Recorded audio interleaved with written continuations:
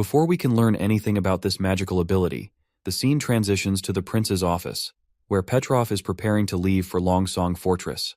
Before heading out, he pays his respects to the prince and promises that the honeysuckle family is ready to serve him. Petrov also assures the prince that he'll convince his father, and he will definitely listen since he is different than the rest of the elites. The prince is pleased to hear this, while Petrov continues, saying he's witnessed the incredible progress in Border Town. If the new city the prince is aiming to build is as advanced as it seems, the honeysuckle family wouldn't mind joining in, especially if it means they could flourish under the prince's vision. The prince then tells him that his goal is to make every part of Grey Castle a comfortable place for its citizens to live. Petrov bows his head in respect, saying he'll hurry back to the fortress and report this news to his father. The prince reminds Petrov not to forget about the other 4 families and the entire elite class. He promises that any family willing to accept their conditions will be wholeheartedly integrated into the new city. He then instructs Petrov to hold a conference at Longsong Fortress to announce this news to everyone. Petrov is startled by this, but the prince reminds him that he'll be the one delivering this message, as he will take on the role of ambassador. The prince also commends him for doing well in his assignment of recruiting witches, and informs him that the operation will no longer be covert. However, he warns that there are still some people who hold hope for the church, and tasks Petrov with clearing those individuals from the western region. He leaves it in Petrov's hands to figure out how to make it happen. Once Petrov leaves, the prince finally lets out a relaxed yawn and stretches, deciding to take a walk in the garden now that he's done with his office duties. As he steps into the garden, he's immediately startled by the sight of large trees surrounding the area, trees that weren't there before. It feels as if he's standing inside a living organism, with the garden itself almost seeming to breathe. As he walks further in, he spots a cozy bonfire, where Wendy gestures for him to come closer. When he steps inside, he notices other witches gathered there as well. He sits down beside his sister and asks what's going on. Tilly reveals that Sister Leaf's ability has evolved, allowing her to create this entire section of the garden. She has fused with the plants, and everything they see is a part of Sister Leaf herself. The prince is shocked and asks if she is still able to return to her human form. That's when Lady Leaf herself speaks up, and she uses the movement of the leaves to create her voice, saying she can return to normal if she deactivates her ability. The prince is amazed by this and asks how she's able to speak using only the leaves. He then wonders if she can hear them talking. Lady Leaf explains that not only can she hear them, but she can also see, smell, and touch anyone within the garden. She can detect every tiny change, the birds building nests, insects crawling on the bark, and the sensation is something she finds incredibly hard to put into words. Using the flow of air within the garden, she gently hands the prince a flower. Nearby, Andrea is cooking some delicious corn, produced by Sister Leaf's power. The prince curiously asks how she achieved such a remarkable ability. Lady Leaf responds that she's not entirely sure. She continued talking with the animals and plants while practicing her abilities, and then one day, they responded to her summons, and perhaps this is what she's always been searching for, a way to combine the forest life forms together. The prince asks what would happen if she tried this in the misty forest. He wonders if it would become a part of her as well. She replies that she's not sure, and even if she could, it would require a long time. She explains that maintaining this form doesn't require much magic, and the forest can even replenish it. However, every time she expands, her consciousness slows down. She struggles to find the right words, but is certain that if she tries to extend her influence over something as vast as the misty forest, she would surely lose her mind. When she first fused with the garden, she felt that her mind wasn't enough, and that struggle made it hard for her to return to normal. However, she doesn't feel that way when she fuses with plants she's controlled before. She just needs to jog her memory, and it works seamlessly. The prince is fascinated by Sister Leaf's ability. While Lily's evolution was on a microscopic scale, Sister Leaf's breakthrough is on a much grander level. If she could eventually control the entire misty forest, no enemy would be able to hide from her. Wendy congratulates Sister Leaf, expressing how glad she is that the Witch Union now has another evolved witch. This means that half of the association's witches have awakened. The prince points out that Agatha would be absolutely shocked if she were here. He then asks about Paper, and we see the timid young witch trying to hide behind Wendy. Wendy reveals to the prince that Paper's abilities need attention too, as there's something odd about them that they need to figure out. Wendy then snaps her fingers, and 2 cabbages fall from the tree. She picks one up and reveals to the prince that she's teaching Paper how to cycle her magic so she can use it consistently, just like he taught her in the beginning. She explains that Paper's control isn't exactly precise yet, but she's making progress. Wendy opens a hole in the thick woods that are blocking the cold and makes the cabbage she's holding freezing cold. Afterwards, she instructs the little girl to use her abilities on it. As Paper focuses her magic, the snow on the cabbage begins to melt. One of the witches wonders if she's speeding up time, But the prince observes that time is just a concept humans created for measurement. It doesn't actually exist, so he's not sure how paper is creating that effect. Wendy then ties a rock to a rope and lets it hang from a branch. When Paper uses her ability on it, the rock starts to vibrate frantically. This observation makes Wendy think that if Paper's abilities were related to time, the rock would be swinging slow instead. That's when the prince's mind clicks with the realization that she's not actually affecting time. Instead, she's influencing the movement of atoms, and her magic can either slow them down or speed them up, which results in water freezing or melting. Of course, Paper doesn't really understand the science behind her magic, but she uses it based on her feelings. She thinks her magic doesn't affect other things much other than water, because some changes take time, like when things rust. The prince believes her magic is like a natural helper that speeds up reactions. When he gets back in his office, he thinks that once Paper gets better at controlling her magic, they can make their chemical work even better.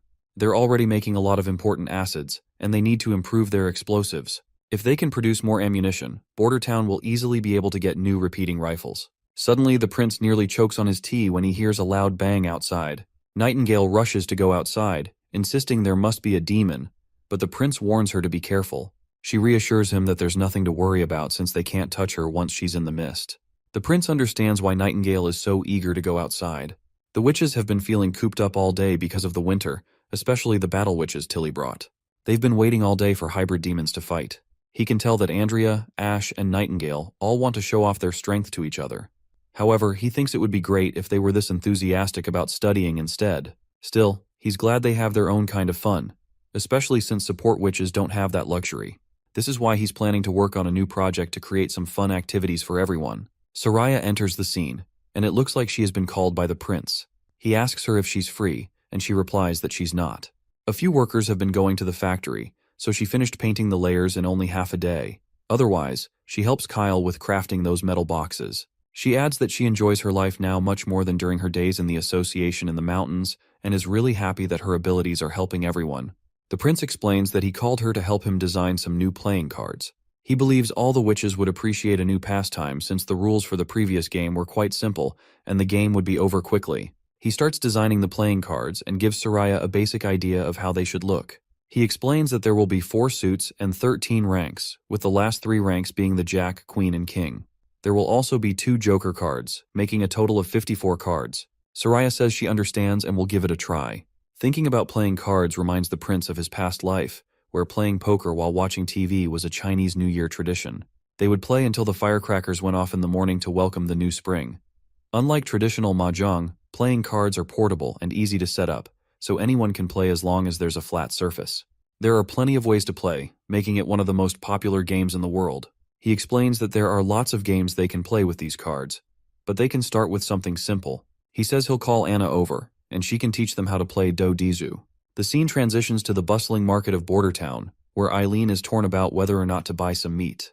Her husband Ferlin explains that every piece of meat is priced by weight, so they can't really get a better deal. He asks if this is because she prefers lean meat, but he reminds her that it won't taste as good if there's not enough fat. Eileen replies that the best cut has a decent balance of both lean and fat, making it suitable for frying in a pan. She knows she has to pay attention to pick the best one. As she's selecting the meat, Ferlin decides to grab a bag of flour. As he walks around, someone calls out his name, and we see that Ferlin is quite popular at the market. I guess this isn't surprising since he was the first knight of the Western region after all. Once it's Ferlin's turn to grab the flour, a little girl greets him over the counter, excitedly telling him that she's an official apprentice and currently working in the agriculture department. Ferlin congratulates her and wishes her good luck, then asks for the bag of flour. A guy quickly brings it over and hands it to Ferlin. The little girl flashes a smile and tells him to visit again later. As Ferlin walks away, he notices Agatha. He's surprised to see her because the clothes she's wearing look familiar, which resemble his family's paintings from the past. He is totally flabbergasted as he thinks if she might be an ancestor of his, and how it's possible for his ancestors to be alive. Right at that moment, Eileen enters the scene and looks annoyed to see him staring at another girl. Ferlin is lost in his thoughts while she tries to grab his attention. Finally, she shouts near his ear, asking what has gotten into him. He says he is fine, but his mind still seems to stuck over her. Later, Ferlin arrives at his family home, and as soon as he enters, he encounters his brother Mason. Mason tells him that he doesn't belong to the Eltec family, and asks why he has returned. The big brother further asks if he needs money for the winter. He says Ferlin can have money, but he better leave as soon as possible. but Ferlin makes it clear that he does not want any money or inheritance privileges. He explains that Prince Roland has employed him as a teacher, and he is very satisfied with his life. Mason raises an eyebrow and asks since when he gained scholarly knowledge and if he's teaching other elites. Ferlin clarifies that he's not teaching elites, but rather commoners. This shocks Mason, who points a finger at his lil bro and asks if that peasant wife of his has muddled his mind. Just then, their father arrives on the scene and says that Eileen isn't any worse than elites. She just lacks their identity. Both sons bow in respect as they see their father, who looks like a big bearded hobo. He mentions that he's heard from the guards that Ferlin has some news, to which Ferlin agrees. His father instructs him to meet in the office. As they walk, their father points out that he saw Eileen in the theater during autumn. He notes that she looked very healthy, and her performance was on par with Miss May. He hopes Ferlin will have an excellent wife in her. That is when we see Agatha's photo, and while Ferlin is looking at her painting, he agrees with his father and mentions that he and Eileen have their own home in Bordertown now. He adds that he's planning to try for a child after the demon months are over this year. The old man then states that the journey must have been tough to come all the way from Bordertown. Once they finally settle in the office, Ferlin reveals to his father that he saw a woman in town who looked identical to their family paintings. Of course, this absolutely boggles the old man's mind. Ferlin further explains that the woman had blue hair and beautiful features. He swears he saw her with his own eyes and wonders if she could be their descendant. The old man dismisses this as impossible. Ferlin then suggests that he must have misunderstood someone. His father agrees, saying it's impossible for her to be a descendant, but she might be the woman in the painting herself. This idea strikes Ferlin as even more ridiculous because how could she possibly be alive after hundreds of years? They then head down to the basement, where his father reminds him that he used to love coming down there when he was young. He would always punish Ferlin for coming here not because he wanted to be harsh, but because the space contains valuable treasures from their ancestors. Ferlin looks at the stones and asks if they are all stones of divine punishment. As he surveys the basement, he notices boxes scattered everywhere and stones of divine punishment all around, which leads him to wonder if the Eltec family has always been this wealthy. Now he's pretty sure that the treasure map he gave to the prince also came from the basement. That's when the old man opens one of the boxes, revealing a ton of magical stones. He explains that every time he sees these stones, he remembers the grim stories passed down by their ancestors. He tells Ferlin that these are valuable stones that only witches can use. According to family lore, their family was founded under the protection of a witch. The first Eltec didn't come from the western region. Rather, they came over the mountains from the wastelands, where witches had built a vast kingdom. But they were attacked by devils from the underworld, and the surviving witches and people fled wherever they could. The founder of their family is a witch named Agatha. She led a group to the stone tower in the misty forest to collect her research, while the rest followed the masses to Grey Castle. He explains that their ancestors were among them, and he was Miss Agatha's butler, who should have gone to the forest with her but faltered and suggested looking after their supplies instead. The witch agreed to his request, but all butlers live and die with their masters, so his actions were no different from betrayal. As a result, he carried his regrets with him when he arrived in the western region. He says the witch never returned, and he severed all ties with the Alliance. Later, he took a few servants and settled in this area, away from the survivors. Ferlin asks if this means his father knew the church was evil from the beginning. The father agrees, saying he was powerless to do anything about it. If any witches appeared in their territory, he would hide them, but he couldn't do anything about the witches in the fortress. His beliefs are different from Duke Rayan's, who hated witches even more than the church did. He mentions that from the last pages of their ancestors' record, they did the same thing, which was hiding witches. Ferlin then asks what makes his father think Agatha might be alive. The father explains that it's only a possibility since witches have many different abilities, but they're unable to have children. That's why it's just an educated guess. He adds that the ancestor wished his descendants would explore the misty forest tower. He notes that his writing is smudged from the passage of time, but his remorse can still be felt with every stroke. Ferlin then asks him if he doesn't want to see Agatha, to which the father replies that there's no need to contact her for now. He states that ancestors don't visit their descendants.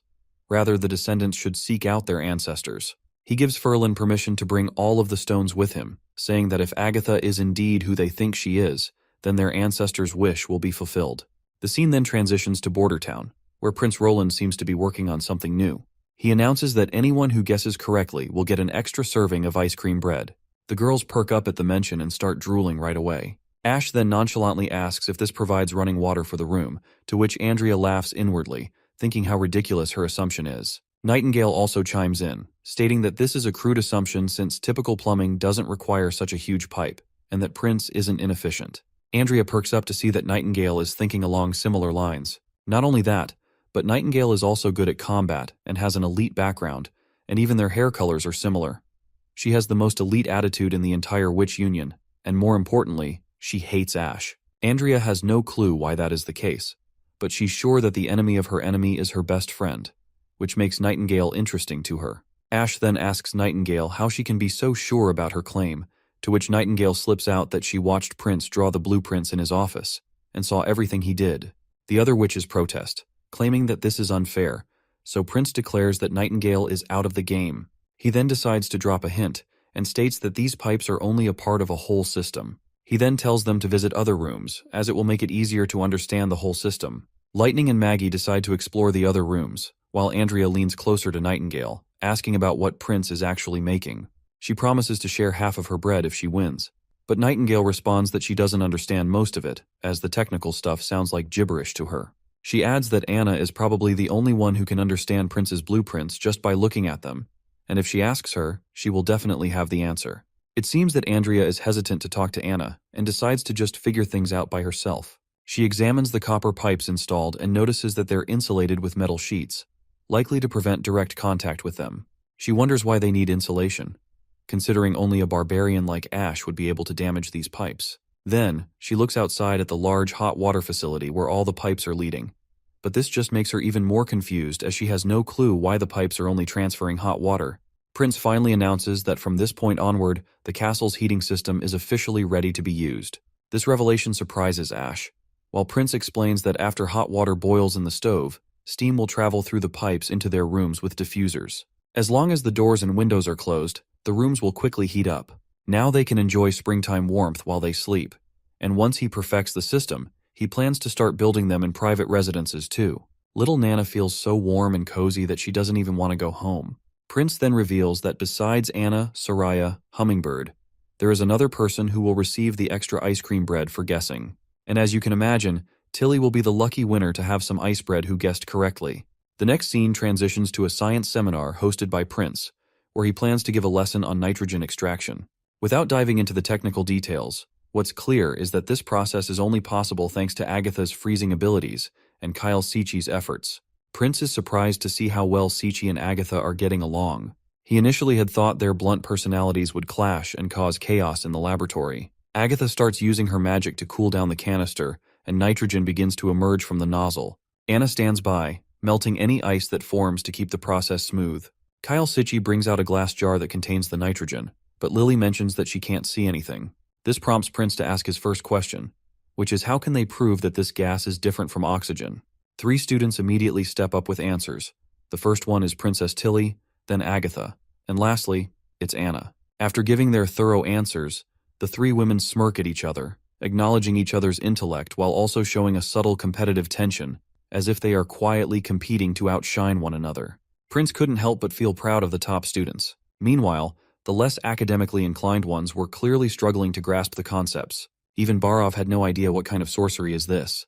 He turned to Iron Axe, asking if he understood anything, to which Iron Axe replies that he has no clue what is going on, but he sure knows that this all sounds cool to hear. With nitrogen now secured, Prince is thinking ahead to producing nitric oxide, key for making nitric acid, and he knows Anna's skills will be critical in this process. The scene shifts to the town wall, where soldiers are dutifully keeping watch. One of them points out that the witches have arrived, and as they look, they can't help but marvel at how beautiful the witches are. It's a far cry from what the church had led them to believe, and they fed everyone that witches were ugly and terrifying monsters. Right at that moment, they notice some commotion, and as we get a closer look, we spot this giant hybrid monster along with other demon monsters too. The soldiers start to panic, wondering if it's an underworld devil, and they're sure their rifles are just as good as water pistols against this behemoth. Only an artillery team could stop it. With the speak of the devil, the artillery shows up and quickly fires a shell, but it misses its mark, and the monsters keep marching toward the wall. The soldiers decide to shoot the demons within their range, while Ash and Andrea step forward to take the monster head-on. The soldiers glance at the witches, wondering if their magic can even take down those monsters. But before anyone can do anything else, everyone's shocked as a booming voice rings out, and a shell pierces through the big monster's chest, killing the big sucker with just one hit. Some soldiers are absolutely thrilled, while others are left in awe. But pretty soon, they all start hugging each other, celebrating the fact that they literally just took down a devil from the underworld. They all praise the prince while the witches smile, seeing how effortlessly the victory was achieved, all thanks to the prince. Agatha, on the other hand, is losing her bananas as well. She can barely believe that this weapon took down an underworld terror beast with just one hit. The prince then asks if that's the name of this hybrid demon, and further asks her if she has seen these in the fertile lands as well. Agatha confirms she has definitely seen them before, because they used to spawn in packs. They're incredibly tough for witches to defeat, and even devils struggle against these monstrosities. Many cities and towns were raided by these beasts, but they only appear during the months of demons. She goes on to explain that the arrival of the red moon is when magic is at its peak, and many witches are born during that time. Devils and demons also grow especially powerful then. Agatha adds that she closely studied the history books he gave her, and she calculated that humans should have at least 20 to 50 years until the next red moon, so it's impossible for this monster to appear now. But the prince points out that the monster did appear, asking what that means. Agatha grimly responds that it only means we don't have much time left. She reveals they only have 5 years at best. The prince snickers at this, and Agatha asks if he really thinks that's enough time to prepare. She explains that this pattern held true during the First and Second Divine Wars, but now, time seems to be shrinking, and it could get even worse in the future. He explains that the reason he was snickering is because he thought the red moon would arrive early, maybe even this winter. But according to his 5-year plan, by then, their population and resources will be at a decent level, their tactics will improve, and if they fail in battle, they'll have a retreat strategy to ensure survival. His most important goal right now is to build 2 to 3 industrial cities, grow their population, and sustain their army's firepower, food, and supplies. He emphasizes that people are the heart of their supplies, so boosting education and employment is essential. If they can fill the entire wall with weapons like the one that took down the monster, they might just be able to stop the devils. Agatha then says she finally understands why she is working in the lab. Apparently, she has been contributing in work related to producing cannons. She promises to do her best to provide distilled nitrogen and oxygen as long as the prince can defeat the devils. To this, the prince confidently assures her not to worry. They will definitely win against the devils. As night settles in, we see all the witches gathered around, playing cards, a game the prince recently introduced. It looks like Ash is having a rough time. She keeps losing over and over, which is driving her nuts. They ask Evelyn if she wants to join in, and she asks what the game is about. Andrea explains that it's a gambling game where the person with the most slips on their face wins, and the loser has to give up their ice cream. Evelyn raises an eyebrow and points out that finals are coming up, so why aren't they studying? Andrea shrugs, saying the foundational classes are pretty easy, and she's confident she can ace them without studying a single word. This doesn't surprise Evelyn, considering Andrea is one of the elites, so she has way more knowledge than the average person. Evelyn starts feeling inadequate, thinking about how even Ash and Shavi already know how to read and write while she feels like she herself is at the bottom of the barrel. Evelyn tells them she can't play cards because she needs to study, so they should go ahead and have fun without her. The 3 ladies are confused about what's gotten into her but agree and let her be. Andrea quickly dives back into the game, and they spend the night having fun. The next day arrives, and the first thing we see is Andrea in the examination hall, feeling quite relaxed. She's excited that after today's exam, the first section of their studies will be over, and everyone will get ice cream bread as a celebration. Andrea is especially looking forward to taking Ash's and Shavi's share since they lost to her multiple times in the card game. She can't help but smirk, imagining them handing over their cakes to her. Lady Scroll distributes the exam papers to everyone, and as soon as the test starts, Andrea starts breezing through it, while Ash is startled that the test has started already. As Evelyn struggles with the exam questions, Andrea confidently finishes the first sheet. But when she flips the paper over, she's immediately hit by unexpected questions she never anticipated. All of these dots and lines do not make sense to her at all. She then suddenly remembers that Nightingale is also an elite witch, so she must know the answers. Andrea sneaks a glance at Nightingale, only to be met with a clueless expression. Now even more nervous, Andrea looks over at Evelyn, who is also trying her best to solve these problems. Maggie also seems to know what she's doing. Then she looks over at Ash, and, not surprisingly, Ash is struggling just as much as she is with these baffling questions. Looks like Andrea is totally screwed with this exam. Later, Lady Scroll collects all the tests and brings them to the prince. The prince smiles as he checks the papers, thinking about how fun it can be sometimes.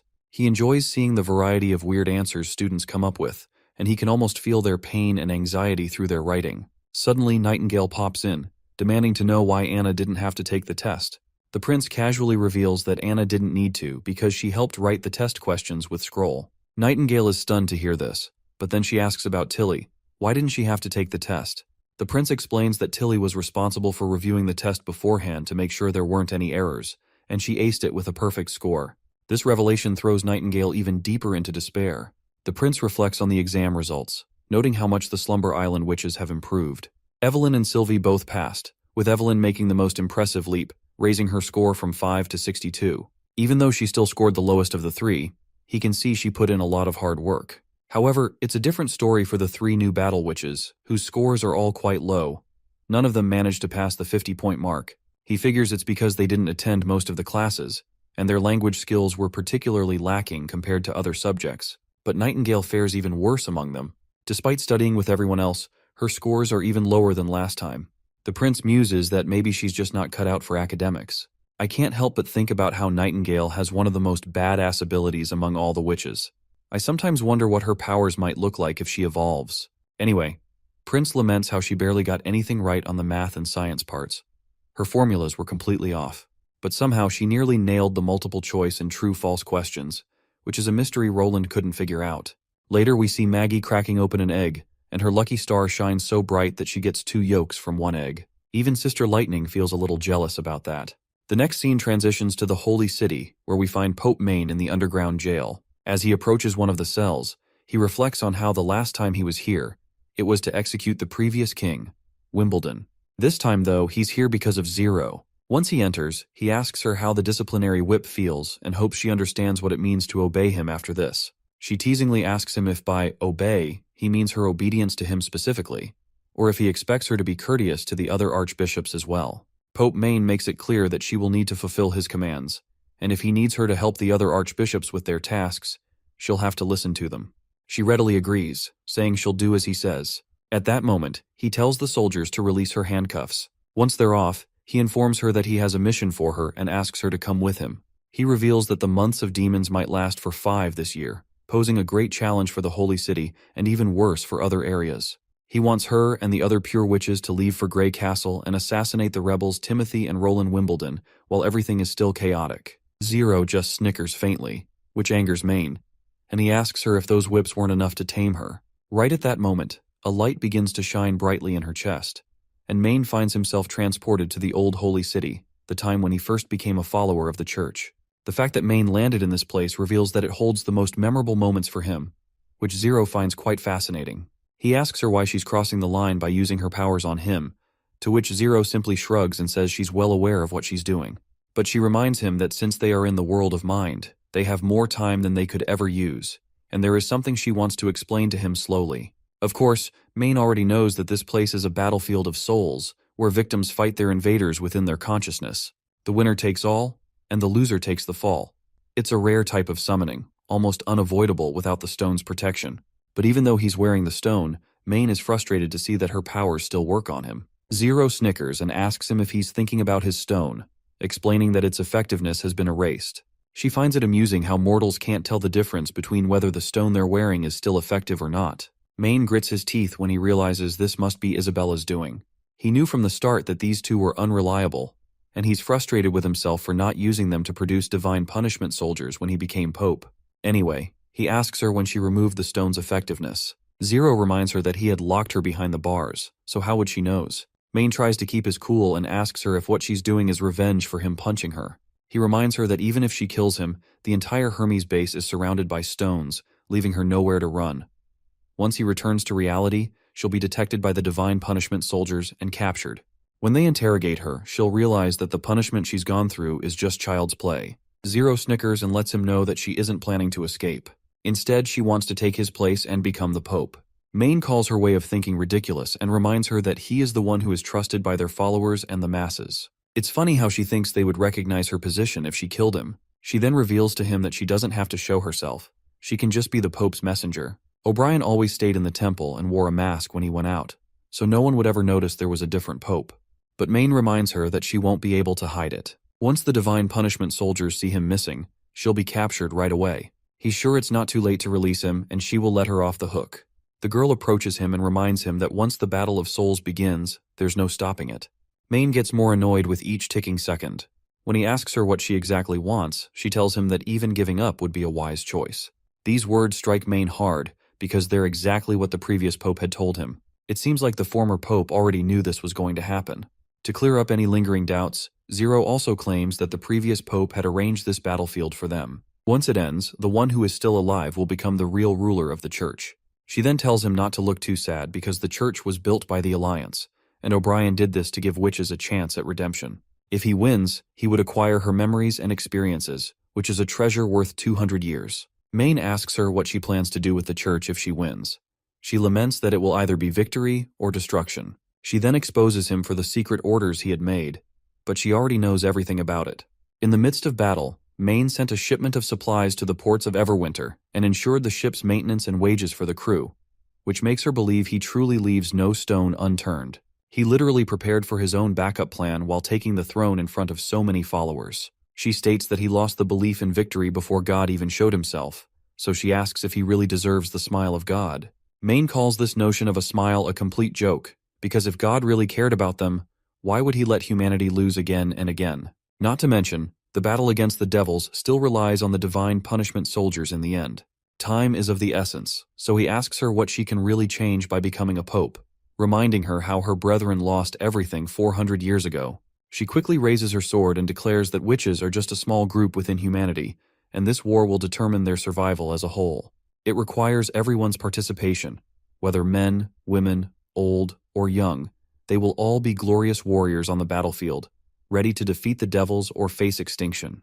Of course, it doesn't take Maine long to realize that she plans to feed everyone berserk pills, and this wicked woman confirms it with a sinister smile. She explains that if one berserk isn't the same as a divine punishment warrior, then 10 should be enough to take down at least one devil. Since there are plenty of demon beasts roaming about right now, they have a stable supply of pills, and their research might even develop new formulas.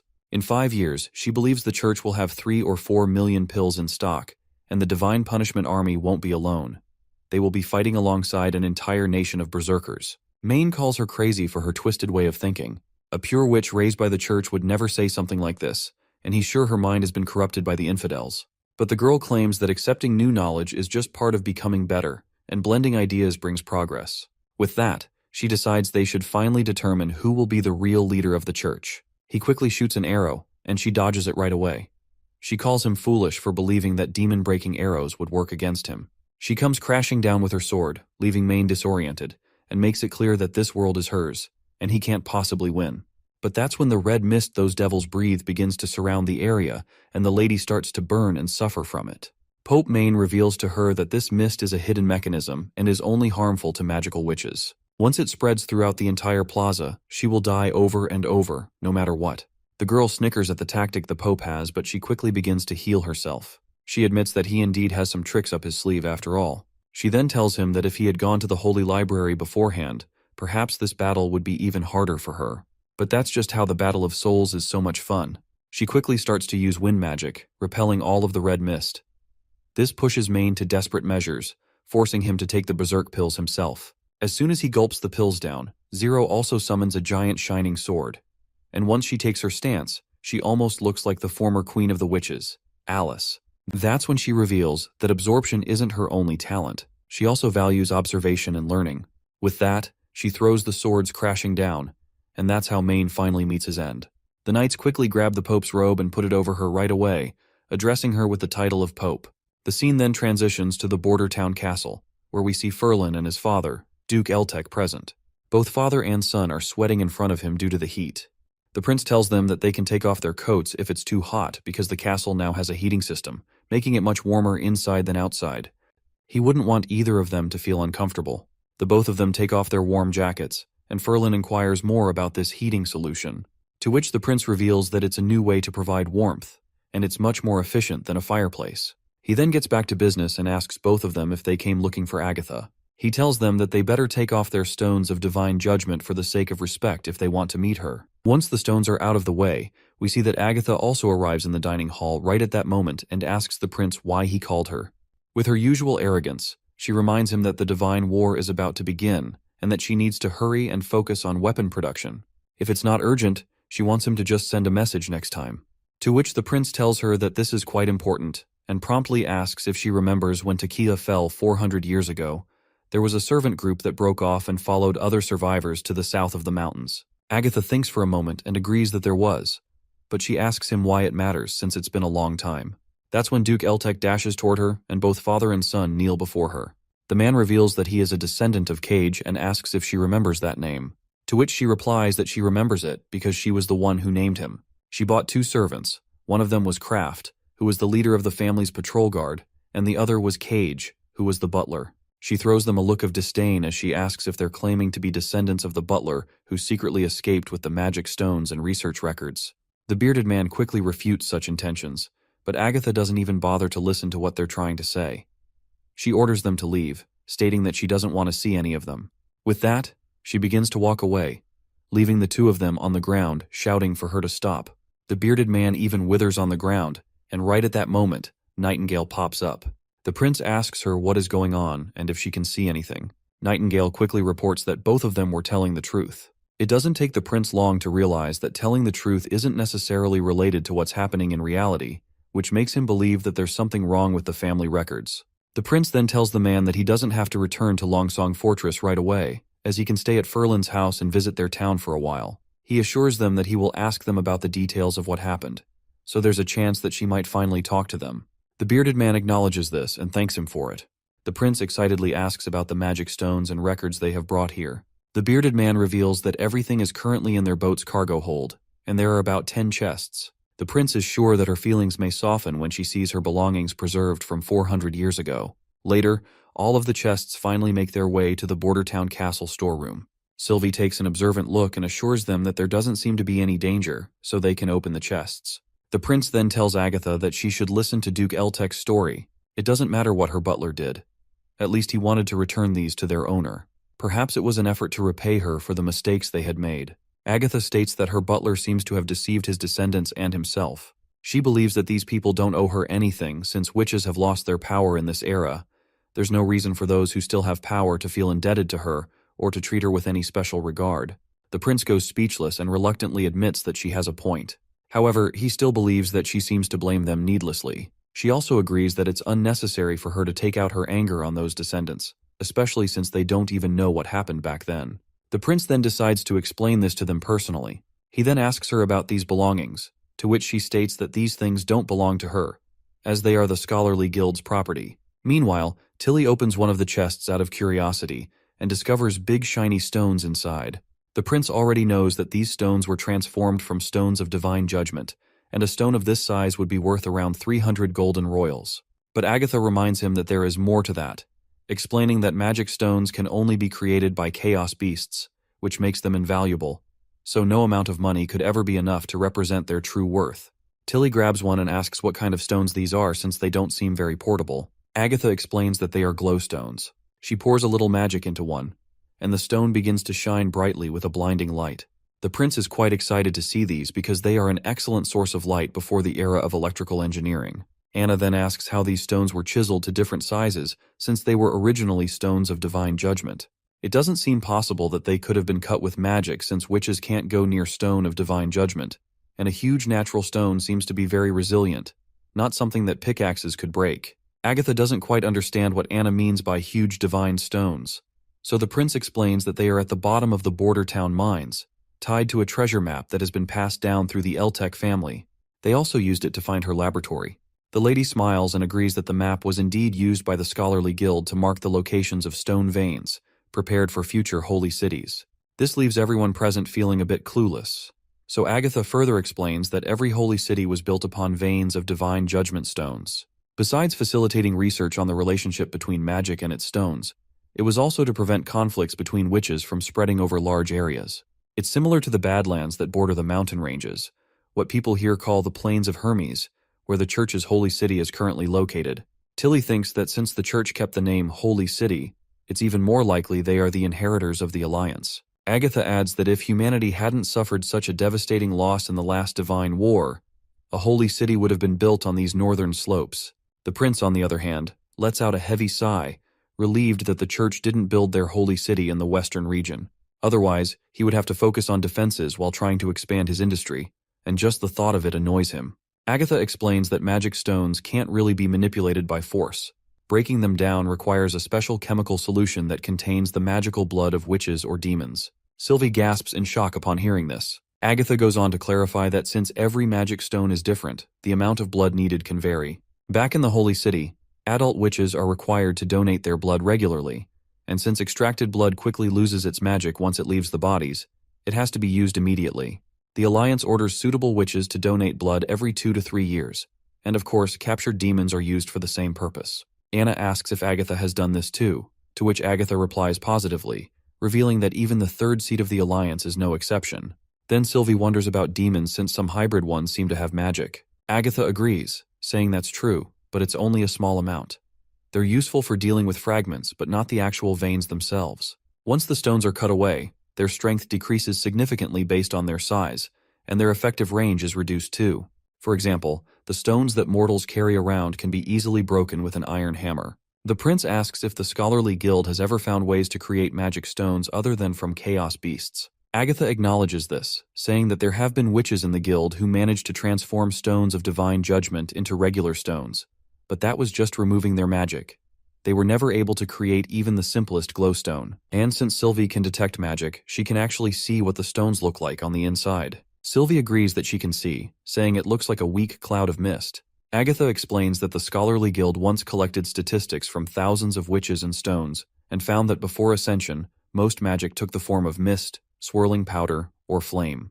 While these details might look similar, they determine countless variations of magic, which is why they believed there were no identical abilities. Then Tilly notices that the light from the stone is getting dimmer. Agatha explains that it's because she infused only a tiny amount of magic into it. Tilly then mentions that she's seen magic stones still glowing in some underwater ruins at the bay. If those ruins were built by her people, that means the stones have been lit for at least hundreds of years, which doesn't make any sense. Tilly wonders if maybe some members of the Alliance visited that place. But Agatha points out that it's quite possible to keep a stone lit for a long time. It just requires the collaboration of 10 or more witches. They can do this through the transfer of magic. Some witches can provide magic for others or swap gathered magic between two people, which means the person who enchanted it wasn't alone. Tilly puts a bit of her magic into the stone, and it starts shining brightly again, leaving her over the moon.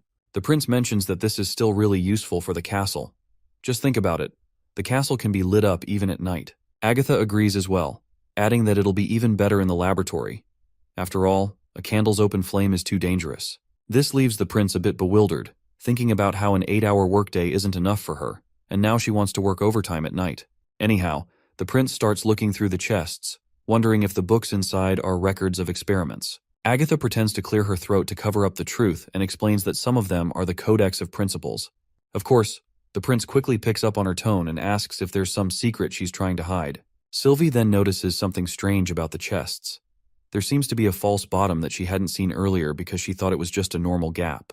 Anna eagerly tries to unveil what's hidden beneath the false bottom, and they pull out a box that leaves everyone curious. The prince gets a bit excited, thinking there might be some cool treasure that the Scholarly Guild left for them. He's not too far off with his guess, as Agatha goes absolutely bananas when she spots something called a divine sigil. She frantically looks inside the other chests, wondering if her butler Cage might have stolen it from the Scholarly Guild. The prince gives an awkward smile, thinking maybe a caravan was attacked, and someone entrusted Cage with it. After all, it's been 400 years, so it doesn't really matter where it came from. But he wants to know what this divine sigil actually is. Agatha explains that some magic stones have additional effects when their magic is combined. They can change the nature of magic or provide a boost. This was one of the Scholarly Guild's main research topics. Combined magic stones are called sigils, and divine sigils are the most powerful kind. She also adds that these magic stones all come from high-tier devils, and the entire region of Tequila only had about 3 or 4 of them. Curiously, the prince asks how powerful these things are, to which Agatha replies that she could reduce his castle to pieces in an instant. Of course, that doesn't sit well with the prince, leaving him feeling absolutely anxious. Agatha reassures him that he doesn't need to worry, as it takes an immense amount of magic to activate. The more stones a sigil contains, the harder it is to use. Only the top 2 seats in the Alliance could ever manage something like this. Basically, only transcendent witches can use it, because the way they channel magic is completely different from normal witches. It's like they're constantly training their powers. Once they ascend, their magic will eventually reach its peak. That's when Anna nearly blinds everyone by trying to activate the sigil, and a blinding light floods the area. The light is so intense it shoots out of the castle windows like a laser, and Agatha, on the verge of going blind, yells at Anna to let go. Finally, the light begins to die down, and it turns out Anna had perfect control over it the whole time, while Sylvie, standing nearby, feels like someone just bleached her eyes. Agatha breathes a sigh of relief, and Anna casually mentions that it's actually pretty draining, and she thinks she can only use it twice. Even though she says it offhandedly, everyone knows being able to use it twice is nothing to scoff at. The scene shifts to show our little girl, Paper, hanging her laundry out to dry. Wendy arrives and tells her to get some breakfast. Like any doting mother, she asks the little one if she brushed her teeth and everything, adding that she's going to check really quick. Wendy promptly hugs the girl, and she can tell that Paper is indeed clean through and through. Then she takes Paper's hand, and they walk together toward the dining hall. Once they arrive, we see Lightning and Maggie arguing over who will try using the sigil first. Eventually, Lightning decides to give it a go. As she warms up before starting, Paper asks what they're doing.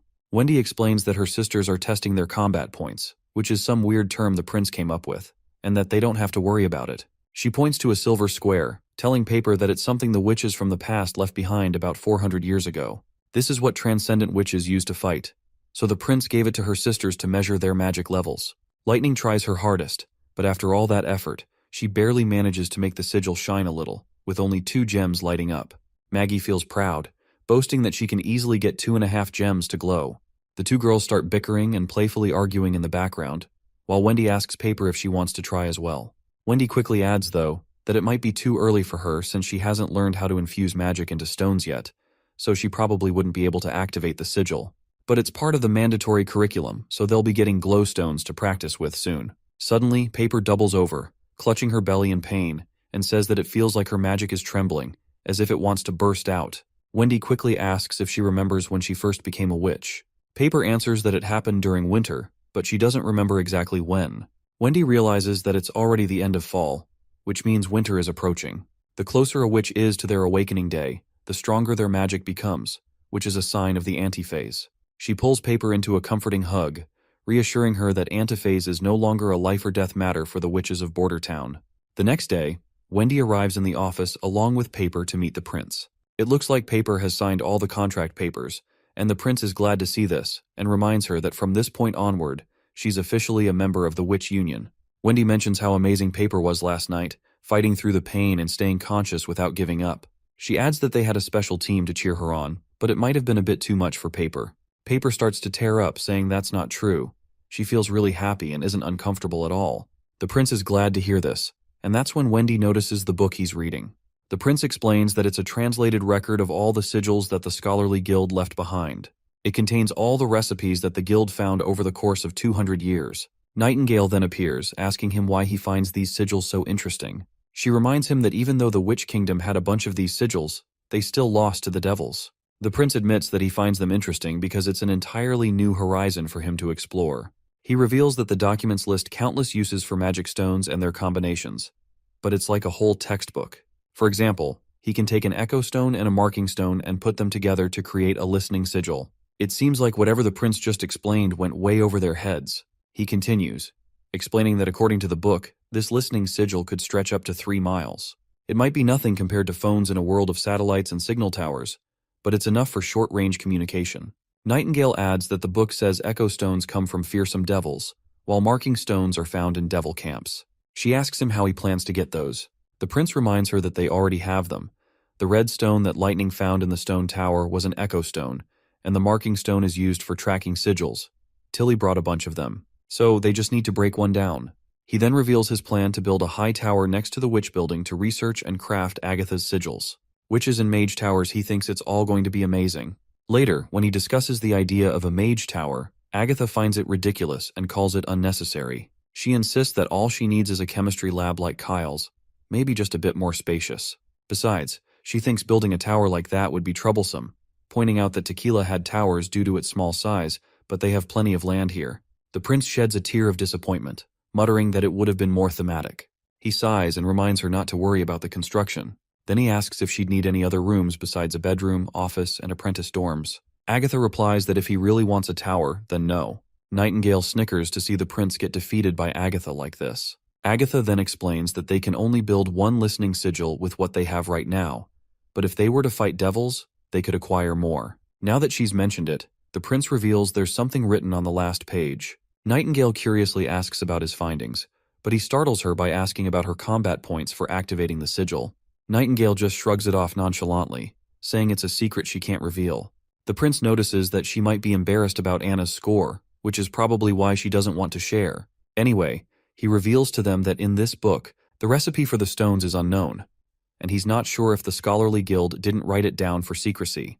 But then Agatha chimes in, stating that those stones all come from high-tier devils, and even if it was written, they wouldn't really be able to get them. She can't believe he would think something so precious would just be left sitting around in the lobby. Agatha further explains that sigils might be the connection between different magic stones, but the ingredients required in the process are incredibly complicated. Most importantly, it requires the blood of devils. The prince is absolutely shocked to hear this. Agatha, on the other hand, doubles down on her statement, confirming that it's precisely true and that it requires fresh devil blood. The scholarly guild conducted thousands of experiments while researching the nature of magic, and ultimately concluded that witches, devils, and demons have inherently different magical properties in their flesh and blood. The prince is left in shock after hearing all about flesh and blood. She further drops some truth bombs that the magical properties in witches' blood are used to create divine punishment soldiers. Prince then asks if dead witches can be used, to which Agatha sadly replies that it has to be fresh. This leaves the prince speechless and Nightingale horrified. Agatha continues, explaining that this was the most securely guarded secret of the scholarly guild, and she left the Holy City Tower precisely because of it. She explains that all she knew was that they were mixing the blood of old witches with stones of divine judgment and injecting it into mortals to change their bodies. And as we know, that experiment was likely a success. The prince then asks how much blood it requires, to which Agatha replies that it needs at least half of a witch's blood. This revelation leaves the prince sweating bullets. Agatha further explains that the blood has to come from one person. Otherwise, the magic in the blood will repel each other and inhibit its efficiency. So every experiment resulted in one witch dying. Not only that, but it was also difficult for mortals to withstand the blood. In the beginning, no humans survived, and there were plenty of members who argued that there was no way for mortals to achieve magic at all. But if it weren't for Alice's insistence, this method of divine soldier production would never have succeeded. The prince then adds that now the church has vast armies of divine punishment soldiers, and according to Tilly's report, they have anywhere between 500 to 1,000. Agatha mentions that even if the success rate increased tenfold, it still means a lot of witches were sacrificed. She's sure that the number of old witches would never be enough to mass-produce this many soldiers. It doesn't take long for the prince to realize that the church captured and raised witches to use their fresh blood and create warriors. What annoys him the most is that there were hundreds of witches with unique abilities who were murdered at Hermes, and the church vilified them as satanic beings.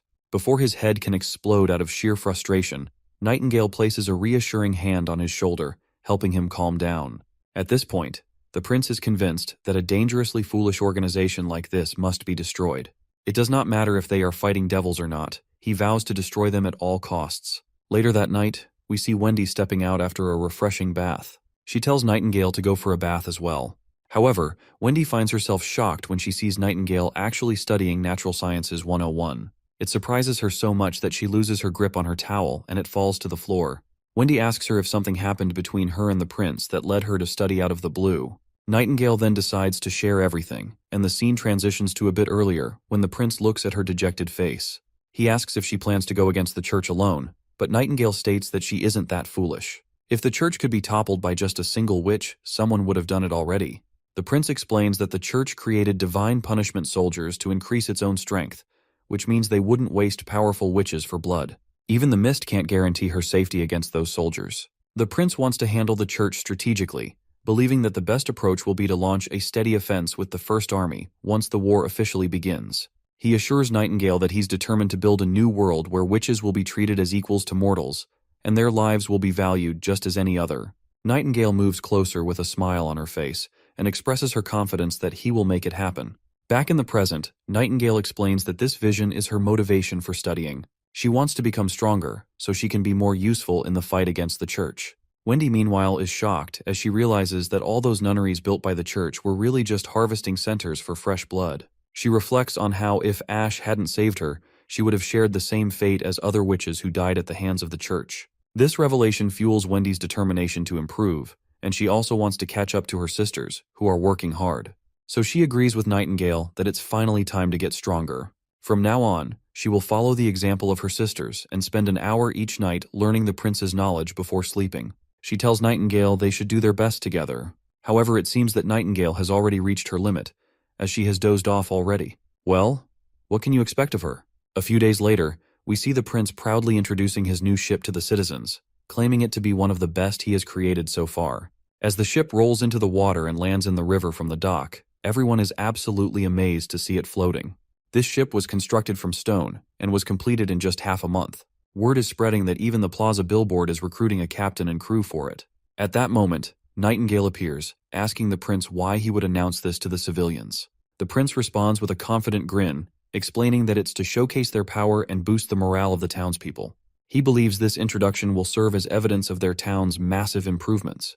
In the past, people would have found it hard to believe that a ship made of concrete could float. By exceeding their expectations, the citizens will begin to recognize the progress of their town, which will elevate their attitudes and possibly lead them to believe that anything is possible. He tells Nightingale to think of it as an advertising strategy. A territory's growth will change its citizens' outlook. We then see the redhead with his old friend.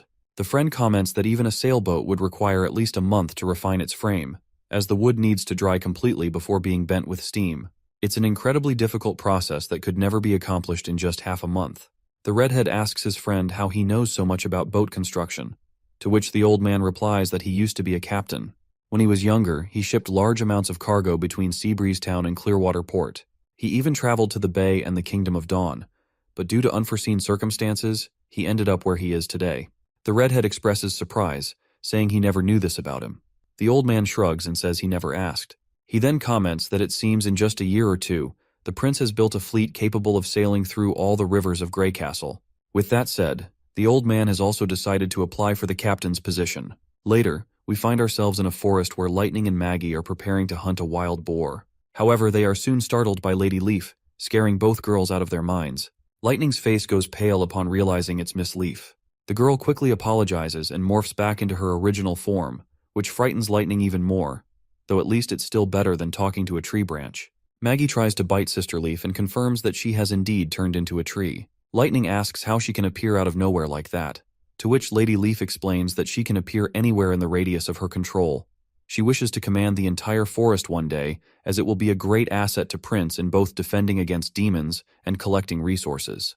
However, she admits that she can't nurture it like the castle's garden, as she can only expand her influence a little bit each day. Her vision can jump from one side of the forest to the other, and sometimes she feels even faster than birds. Every inch of land is rich in life. If she follows the roots, she can sense the vibration of animals, wriggling insects, rotting corpses, and tiny paths of water. This all sounds completely bizarre to Maggie, who is quite freaked out by this revelation.